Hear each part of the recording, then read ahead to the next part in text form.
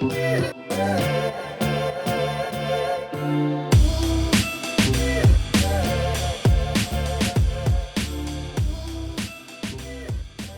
and welcome back to the West Coast Sauce Podcast. I'm Garrett. I'm here with Grady. How you doing, man? I'm doing good. How are you doing? I'm doing all right. Just woke up. It's Sunday morning, and we got a little bit to talk about. Just a little bit of an update. There's a lot of stuff that came out about the NFL draft, and now leading into what would be the NHL draft and NHL playoff time. And we just kind of wanted to come in here and give a little update. And what is the new news coming out for what would be in the NHL playoffs? I think there's some good news, hopefully, for some fans out there. I mean, talks of the season resuming, possibilities of what it would look like, quarantine-wise, venues, the draft even. They're kind of just giving fans a little bit of hope that in these next month or so that there's hopefully some hockey coming. Yeah, that would be the ideal way. And, I heard so many different ideas. Everybody's throwing out different things. But I think we can all come to the same consensus that we all agree the worst thing would be no hockey. Yeah, no doubt. I think that would suck for anyone just to be able to not even have a season, but a season that was already in, we resumed this season and then now there's nothing. It just stops like that. People were competing. It was 66 games into the season or something like that. So that would suck for the players and the fans. Yeah, and you hear things about like draft order. You get the conditional picks for the NHL, and you got to realize like it's more important for some of these teams like getting the right picks, getting the right draft, getting the right players, and this can affect the team for years. Like, say if a player was supposed to get a conditional pick for like a second round or whatever, and then all of a sudden they're just like, oh, the season's over, just keep your picks, blah, blah, blah. That would be detrimental to some teams who gave away a key player and then got almost like what they didn't get owed in return, especially if they were to make like a deep playoff run. Yeah, exactly. I think we can go into the draft right now and talk about how they discuss possibly doing it before the season starts. So I guess maybe doing it at the possible date that originally was planned around like June 20th, I believe. So I think they were going to try to get that done possibly before the season, but they had talked about it, but it's got to work out all those details, like you said, the conditional picks, teams, not finishing those bottom throughout the season. No one, we don't have a season yet, so no one knows the placement of the teams, who goes where, who has the chance, etc. Yeah, 100%. And especially, like, I don't want to see a draft that starts right before the season. And there's a couple reasons for that. One, it's like we all want to see our favorite rookies play. We all want to see these kids come in, light it up, bring in the speed, bring in the creativity. But there's a couple things that are important to making sure these rookies can actually play. And that's a dev camp and that's a training camp. And, like most of these rookies right out of the draft, they're allowed to go to the development camp. The team's allowed to take them there, and it doesn't really affect their minor status, their college status. It's only the second, third years where the team's not allowed to bring them out to the dev camp. But if you put up a good show at that dev camp and you come into training camp and you do well there, I mean, there's a good possibility, like they're playing in like the show, not in the minors or not back in juniors, not back in college. Yeah, exactly. I think it's going to be weird if they do this draft before the season. Obviously, I think they'd kind of put a contingency on there where you couldn't let the players come in and be a part of the team right away.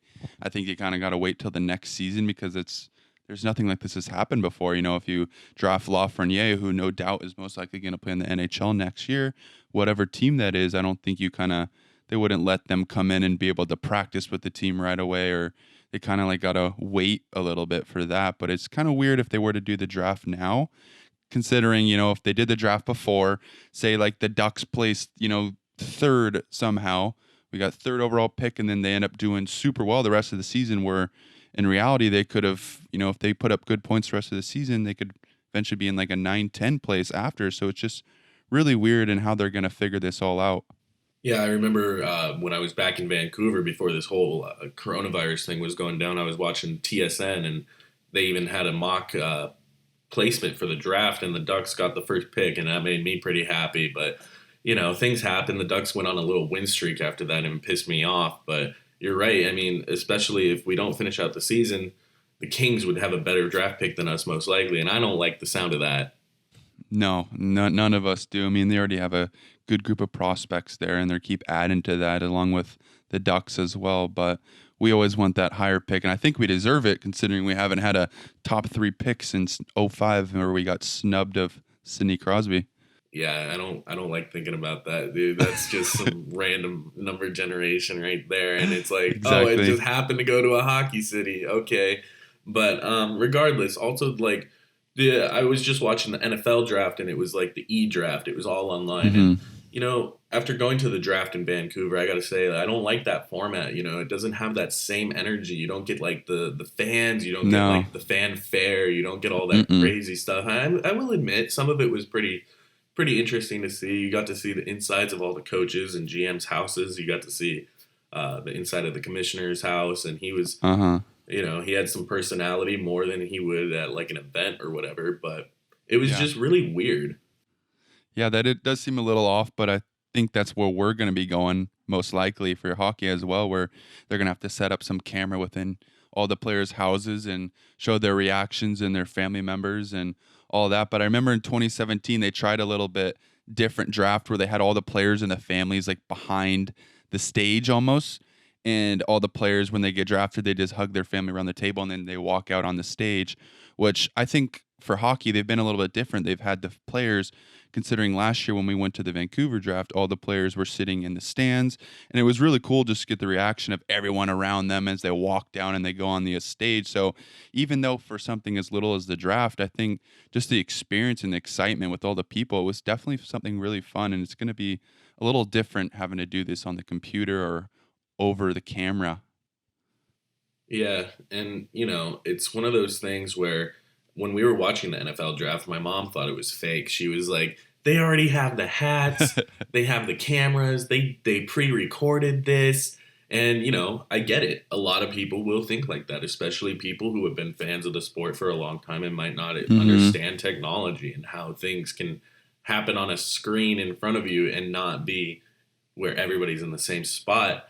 And I like it makes sense, but it's kind of weird to a lot of people out there. Yeah, it is weird, and I think I believe the NBA draft is still gonna come up soon. Is it's kind of close at the end of early June, I believe. So we'll see what that and the NHL does with their drafts coming up. Yeah, no doubt. But I also wanted to kind of touch on so they're talking about resuming the season, and more stuff has come out about Hmm.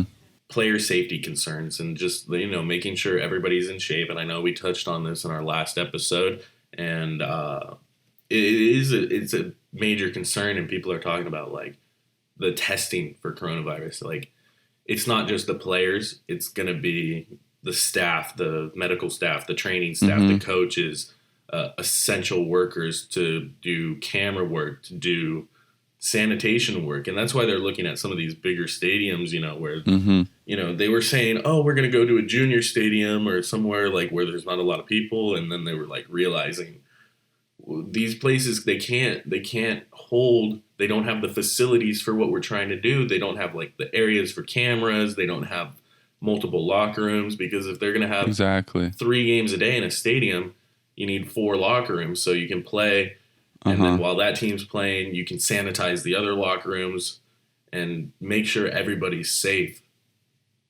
Yeah, exactly. I think it comes down to where there was that option of college, maybe a college venue like in New Hampshire, North Dakota, but in reality, I think it's smart to be put these players in these NHL arenas that are already fit for holding capacities, holding people.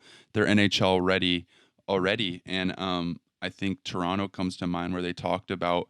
Obviously their stadium, the Scotiabank, where they play, but also the Marley Stadium, and they do have a lot of close junior rinks around, whether that could hold practices or just teams on days off or whatnot. I think it just holds a lot of people than big city where they could have hotels, and hopefully the players wouldn't be roaming around, but they could get quarantined up in these hotels.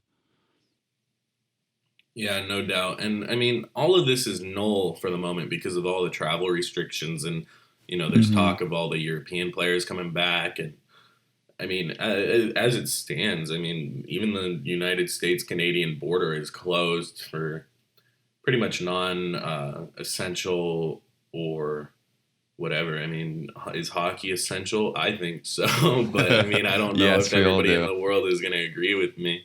And, Hmm. just tracking down everybody, making sure they're fit to travel, making sure they're in shape to play, making sure people, I mean, Yeah, it's just hard. And you're going to have a disparity between people who have been able to practice versus people who have been practicing. And it's going to yeah. be really interesting. I think it's more interesting and it's going to make the games more interesting if we even get to that point. But it's going to be a wild ride for sure.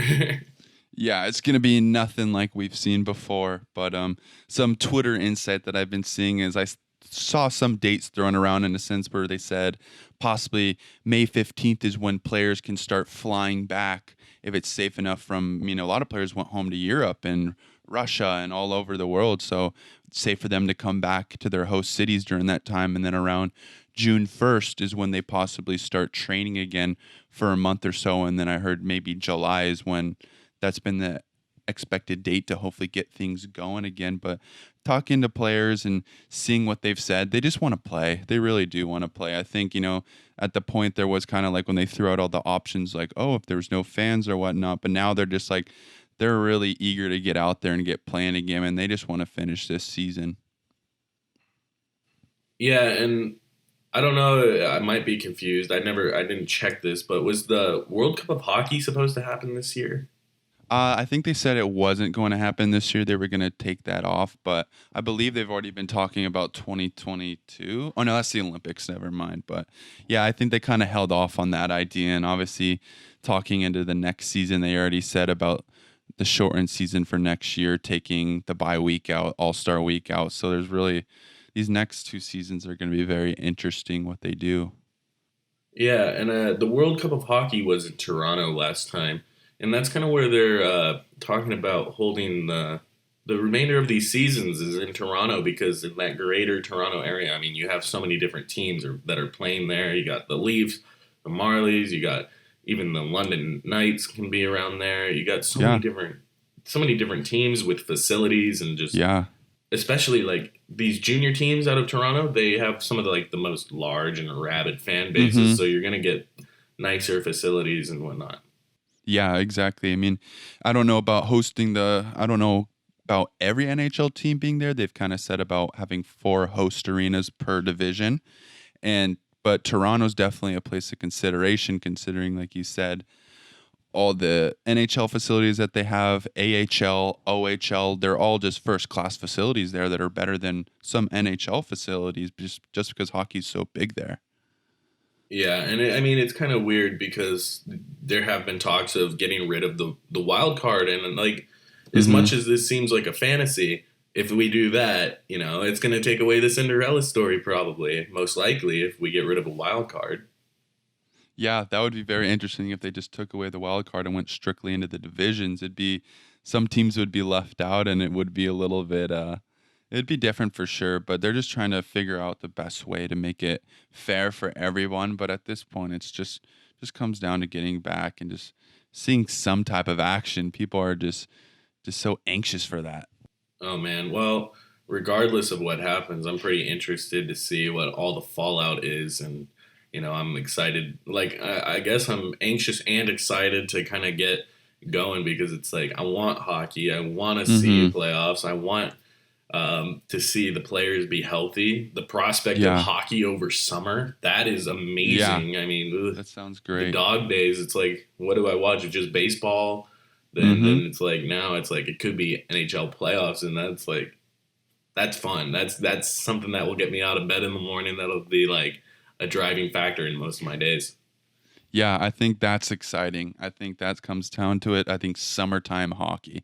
That's just going to be a blast to, beach and hockey. That's just going to be great to have for the sport for sure. No matter what, I think seeing a Stanley Cup winner on the play in the summertime, that'll be pretty sweet. Yeah, man. Just catch a game, sit out by the pool, Exactly. just chilling out here, West Coast. And with that, I think just a little quick update from us. I think we're finished up here. Yeah, I think that covered everything from the draft, what's going on with coronavirus, and the resuming of the season. We covered every kind of update right now. All right. Well, from us to everybody listening, we hope you stay healthy and have a great week that's ahead of you. And hopefully you stay inside unless you're non essential. Thank you to all the essential workers out there. You're doing God's work. And, anyways, this has been West Coast Sauce. We'll catch you next time and take it easy.